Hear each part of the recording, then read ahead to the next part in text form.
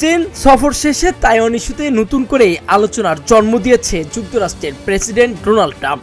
চীনের president Xi Jinping এর সঙ্গে বৈঠকের পর ট্রাম্প জানিয়েছে যুক্তরাষ্ট্র চায় না তাইওয়ান স্বাধীনতার পথেই এগিয়ে যাক। 2 দিনের বেইজিং সফর শেষে ফক্স নিউজকে দেওয়া সাক্ষাৎকারে যুক্তরাষ্ট্রের প্রেসিডেন্ট ডোনাল্ড ট্রাম্প বলেন তিনি চান না কেউ তাইওয়ানের স্বাধীনতার পথেই এগিয়ে যাক। দীর্ঘদিন ধরে তাইওয়ান ইস্যুতে জটিল অবস্থানে রয়েছে ওয়াশিংটন। একদিকে যুক্তরাষ্ট্র এক চীন নীতি অনুসরণ করে অন্যদিকে তাইওয়ানকে সামরিক সহায়তা দিয়ে আসছে। যুক্তরাষ্ট্র আনুষ্ঠানিকভাবে তাইওয়ানের স্বাধীনতাকে সমর্থন না করলেও দ্বীপটিকে আত্মরক্ষার সক্ষমতা বাড়াতে অস্ত্র সহায়তা দিয়ে থাকে। ফক্স নিউজকে দেওয়া সাক্ষাৎকারে ট্রাম্প আরও বলেন যুক্তরাষ্ট্র দূরে গিয়ে কোনো যুদ্ধ চায় না, বরং ওয়াশিংটনের লক্ষ্য হলো উত্তেজনা কমানো এবং চীনকে শান্ত রাখা।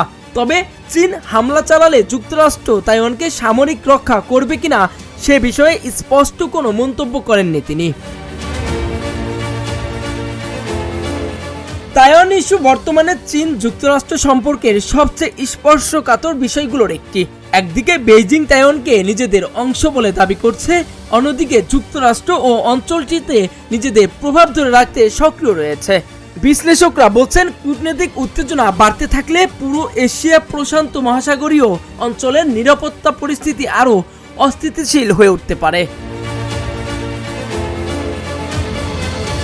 চীনা রাষ্ট্রীয় গণমাধ্যম জানিয়েছে বৈঠকে শি জিনপিং ট্রাম্পকে সতর্ক করে বলেছেন তাইওয়ান প্রশ্ন ভুলভাবে পরিচালিত হলে 2 দেশের সংঘর্ষে জড়িয়ে পড়তে পারে। সাম্প্রতিক বছরগুলোতে তাইওয়ানকে ঘিরে সামরিক মহড়া বাড়িয়েছে চীন। এর মধ্যে গত বছর তাইওয়ানের জন্য প্রায় $11 বিলিয়ন অস্ত্র বিক্রির ঘোষণা দেয় ট্রাম্প প্রশাসন, যার মধ্যে ছিল উন্নত রকেট লঞ্চার ও ক্ষেপণাস্ত্র ব্যবস্থা। তবে সেই অস্ত্র বিক্রির চূড়ান্ত হবে কিনা তা এখনো নিশ্চিত নয়। এ বিষয়ে ট্রাম্প বলেন তিনি চাইলে করতে পারেন, আবারও নাও করতে পারেন। অন্যদিকে তাইওয়ানের পররাষ্ট্রমন্ত্রী লিন চিয়ালুং জানিয়েছেন যুক্তরাষ্ট্রের চীন বৈঠকের উপর নজর রাখছে তাদের সরকার। একই সঙ্গে নিজেদের স্বার্থ সুরক্ষায় ওয়াশিংটনের সঙ্গে যোগাযোগ অব্যাহত রয়েছে বলেও জানান তিনি। রাকিব আলী, ঢাকা জার্নাল।